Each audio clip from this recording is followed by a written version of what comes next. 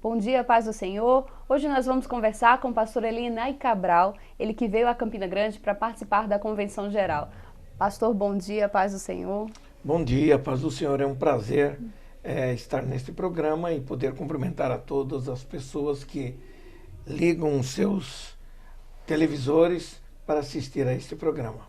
Amém. Pastor, o senhor tem 48 anos de ministério. Nos fale um pouquinho como é que foi o início, como é que Deus chamou o senhor para esse ministério. Inicialmente é interessante, ainda que sucintamente eu falar, eu sou filho de um pioneiro da obra pentecostal no estado de Santa Catarina. E meu pai, pastor Osmar Cabral, ele começou realmente no início entre os primeiros pastores. E quando se casou, ele, ao encontrar minha mãe, os dois entenderam que tinha uma vida toda para ser desenvolvida no ministério cristão. E eles fizeram um propósito diante de Deus, que queriam que o primeiro filho, sendo homem, esse filho seria dedicado e consagrado para o serviço de Deus. Eles o fizeram, eu nasci, tive uma infância normal como toda criança, mas sempre muito voltado para as coisas de Deus, desde menininho. Na minha adolescência, eu tive algumas experiências bem fortes, e me dedicando na igreja, especialmente na música, parte musical. Fui maestro de corais, orquestras, e, na verdade, foi um período até que eu desejei fugir do ministério da palavra, de ser um pastor. Então, me dediquei à música como uma forma de fugir disto. Mas Deus me chamou de um modo especial.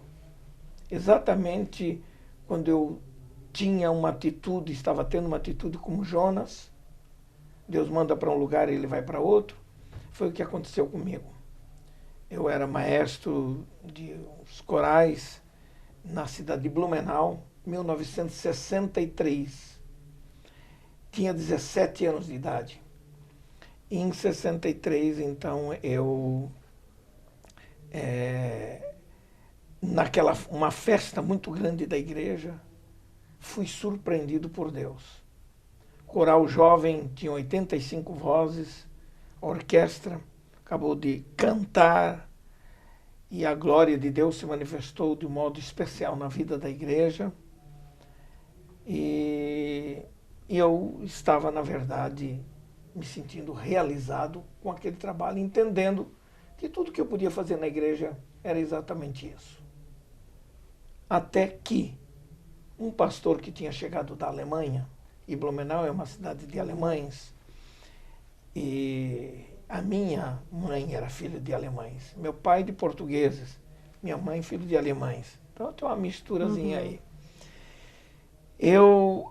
O pastor foi convidado para pregar, assumiu o púlpito, e ao assumir o púlpito, ele veio falando em línguas espirituais. E falando em línguas, ele profetizou sem saber que estava profetizando. Para ele continuavam línguas desconhecidas e estranhas. Para a igreja que ouviu, e eu que ouvi pessoalmente, a mensagem foi direta e pessoal. Deus me chamou pelo nome, literalmente. E na mensagem profética, em línguas, dizia ele: Elianai, Elianai, Elianai. 3 vezes. Eu te chamo pelo nome. Foi só isso. Continuou falando em línguas, ninguém mais entendeu, até que parou e começou a pregar. Mas antes de pregar, na verdade, ele estava sendo interpretado por um dos nomes mais fantásticos da história da igreja aqui no Brasil, pastor John Peter Colenda. E ele estava interpretando do alemão para o português. a mensagem do pregador. Então me chamou lá na frente e ali então eu fiz uma entrega incondicional diante de Deus. A partir de hoje, minha vida mudou. No outro dia eu estava pedindo demissão do meu emprego e já me preparando para ir para uma escola teológica. E, então fui para a escola teológica e 2 anos depois, 64, 65, 2 anos depois, então eu fui ordenado evangelista pela Convenção do Estado de Santa Catarina e a partir de 6 de janeiro de 1966 até agora, 48 anos se passaram. Muito linda essa história. Pastor, o senhor é teólogo, conferencista, mas o senhor também é escritor. Sim. É isso? Quantos livros, né, o senhor já escreveu e teve algum em especial que o senhor poderia falar para a gente? Pela CPAD eu tenho 12 livros e tenho mais 4 outros livros por outras editoras. Além do trabalho de comentador de revistas de escola dominical.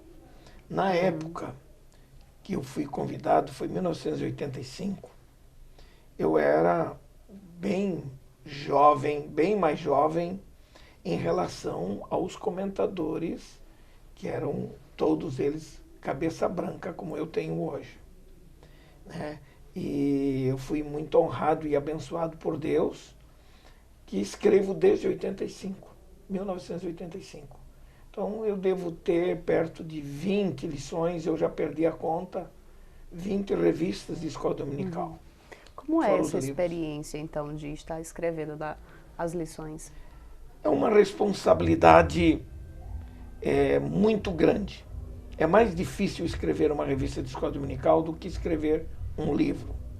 Porque no livro você escreve com liberdade de ação na linguagem jornalística, nas informações linguísticas da Bíblia, etc. Na revista você tem que ser, simples na linguagem e profundo no conteúdo teológico que vai apresentar. Então, para mim, tem sido uma experiência fantástica. Cada revista é uma nova experiência. A última que eu escrevi agora recentemente, do trimestre passado, que foi Carta aos Filipenses, escrevi a revista e escrevi o livro também como uma forma de ajuda para professores, pregadores, etc. O senhor tem liderado a Assembleia de Deus em Sobradinho, no Distrito Federal? Sim, Sim. Eu fui pastor dessa igreja há 24 anos em Sobradinho. E fui presidente da convenção no Distrito Federal por vários mandatos. Né? Hoje não. Hoje eu renunciei não só à presidência da convenção, como renunciei ao ministério pastoral da igreja. Sou apenas o pastor emérito da igreja, mas renunciei para poder me dedicar a um trabalho que Deus acionou na minha vida para me dedicar a nível de Brasil e no exterior.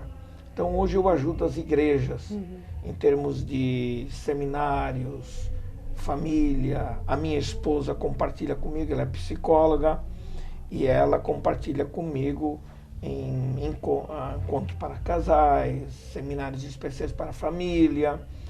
E fora disso, trabalho muito com a liderança. Então o senhor viaja muito como conferencista? O tempo todo. E escrevo o tempo todo. Como é que o senhor consegue ter tempo, né, para escrever em meio a tantas viagens? Eu até gostaria de escrever um livro, Como Não Conseguir Tempo. Porque eu faço milagres no tempo. Me organizo de forma a poder ir fazendo aos pontos que eu tenho condições de fazer. Por exemplo, eu viajo, numa viagem como esta, se eu tenho algum tempo disponível, como aqui, por exemplo, eu estou tendo à tarde, que não é muito normal, eu aproveito para escrever. Então, sempre eu tenho o meu notebook e tenho alguns poucos livros de pesquisa que eu preciso de informações para eu poder escrever naquela matéria que estou escrevendo, como está acontecendo agora. Pastor, nós podemos esperar um futuro lançamento de um livro? Sim, eu estou com 2 livros para serem lançados. E todos os 2 têm uma conotação bem teológica.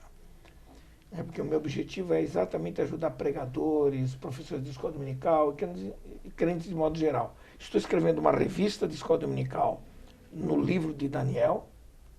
Estou procurando dar uma interpretação exegética no livro de Daniel, na revista, e escrevendo o livro ao mesmo tempo. Então, até o final do ano, esse livro já estará saindo. Amém.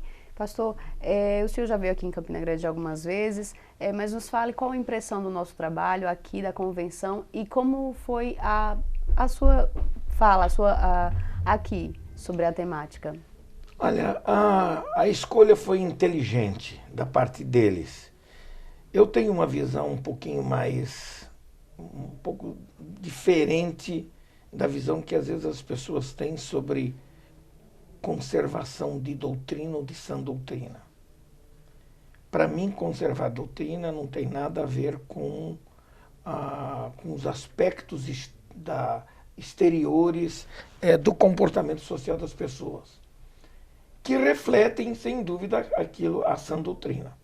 Mas eu vejo sã doutrina como a defesa dos fundamentos teológicos que nós defendemos.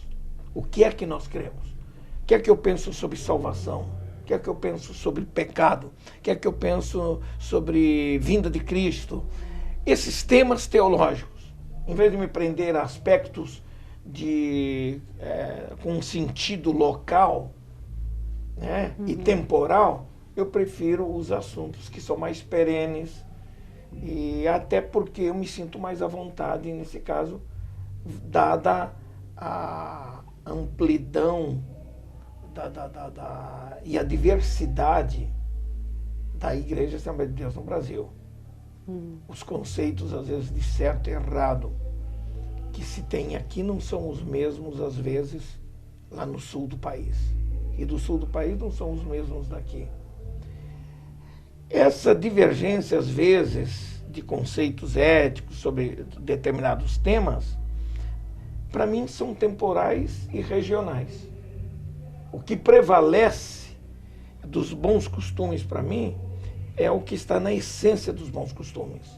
O pudor, o temor a Deus, a decência, a coerência nas ideias. Essa é a maneira como vejo. Então, minhas palestras aqui visaram exatamente isso aí, fazendo com que Paulo mostre o cuidado que ele tinha em que os obreiros sejam guardiões desses valores teológicos que formam a base da igreja. Se uma igreja perder sua teologia e ficar somente na exteriorização das coisas, ela perde a sua identidade real. Amém, pastor. Muito obrigada pela entrevista. Um prazer imenso. Eu quero deixar um espaço aberto para o senhor deixar a sua mensagem, então, para todos os telespectadores. Meus parabéns à igreja, meus parabéns ao pastor Daniel, meus parabéns à coordenação desse programa, a você que me entrevista nesta oportunidade. Eu estou maravilhado com o que eu estou vendo. Estou vendo, na verdade, novas perspectivas, porque quem vem de fora consegue notar diferenças. Essa igreja sempre foi uma boa igreja, mas tem um velho ditado que diz que mudando sacerdote muda a lei, né? Então, com uma nova visão pastoral, eu vejo essa igreja muito saudável, uma visão muito para frente, um espírito crescente de qualidade. Parabéns a vocês.